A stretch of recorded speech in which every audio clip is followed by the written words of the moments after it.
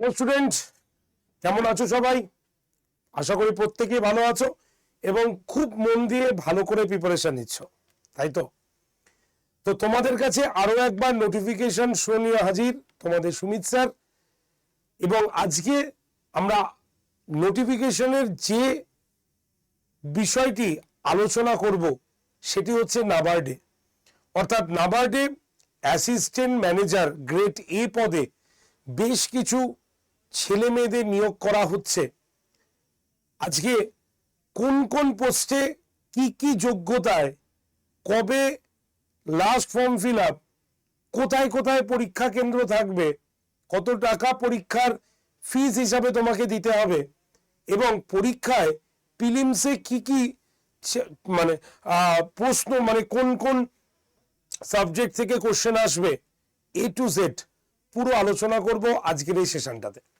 তাই যারা নাবার্ডে পরীক্ষা দিতে ইচ্ছুক তাদের এই 10টা মিনিট মন দিয়ে সেশনটি শুনে নিলেই তোমাদের যাবতীয় প্রশ্নের উত্তর তোমরা পেয়ে যাবে এবং সুষ্ঠুভাবে তোমরা ফর্ম ফিল আপ করতে পারবে। তাই যারা যারা এই সেশনটি দেখছো প্রত্যেকে সেশনের লিঙ্কটাকে একটু শেয়ার করে দিও।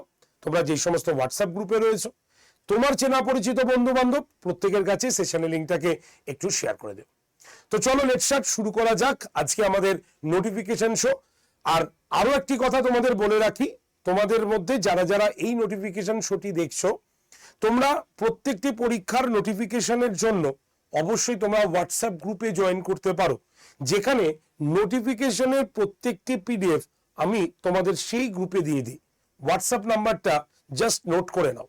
নাম্বার হচ্ছে 8013492626। আরেকবার বলছি 8013492626। এই নাম্বারে জাস্ট হোয়াটসঅ্যাপে হাই লিখে পাঠালেই তুমি গ্রুপ জয়েন্টের লিঙ্ক পাবে। সেই এক্সাম নোটিফিকেশন গ্রুপে জাস্ট জয়েন করে থাকো, আমি তোমাদের পিডিএফ দিয়ে দিচ্ছি এখনই। তো চলো লেটস স্টার্ট, শুরু করা যাক আজকের এই সেশনটি। National Bank for agriculture and rural development NABARD already assistant manager grade A পদে 102 জন ছেলে মেয়ে নিয়োগের কথা অ্যানাউন্সমেন্ট করে দিয়েছে। ঠিক আছে, 102 জন ছেলে মেয়ে, national Bank for agriculture and rural development.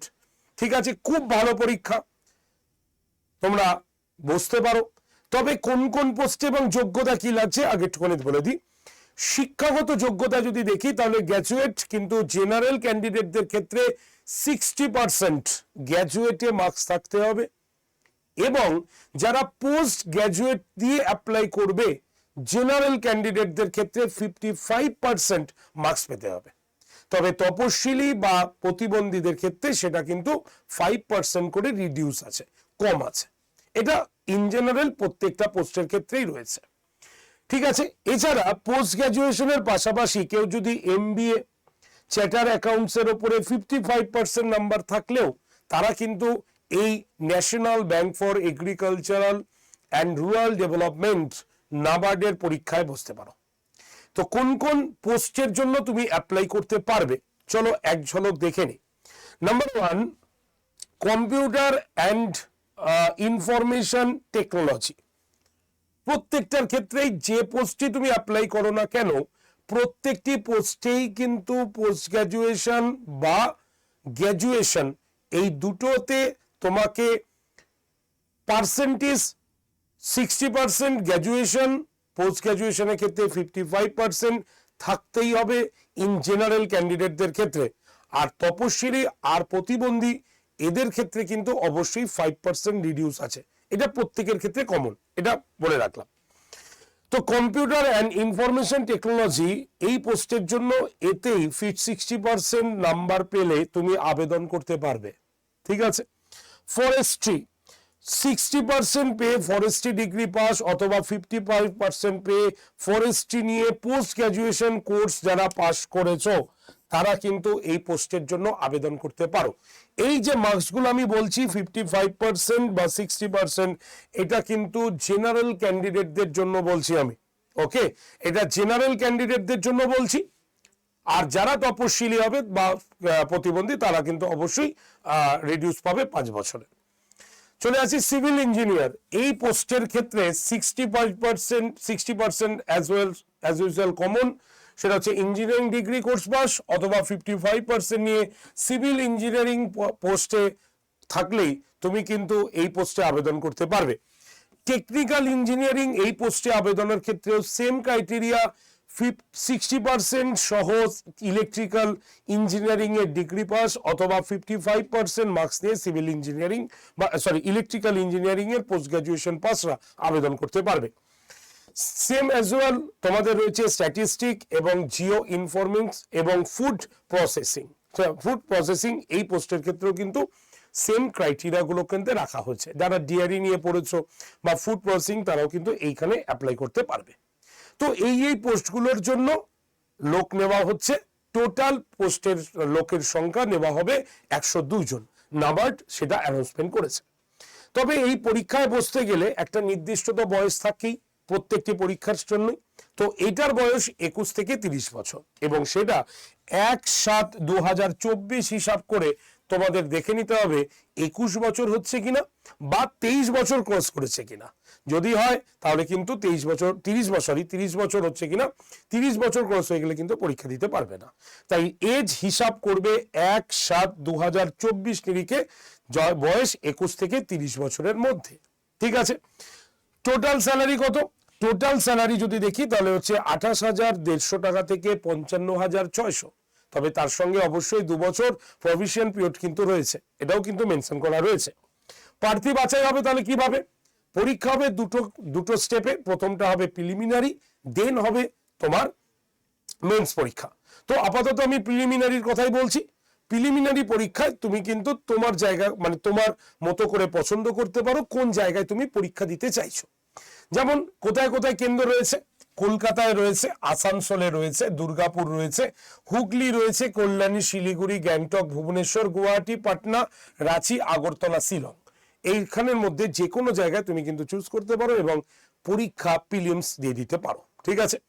Prelims পরীক্ষায় 200 নম্বরের পরীক্ষা হচ্ছে এবং পুরোটাই এমসিকিউ প্যাটার্নের কিন্তু থাকছে এবং কোন কোন বিষয়ে কত নাম্বারে পরীক্ষা মানে কোশ্চেন হচ্ছে সেটারও একটা লিস্ট তোমাদের কাছে আমি দিয়ে দিচ্ছি।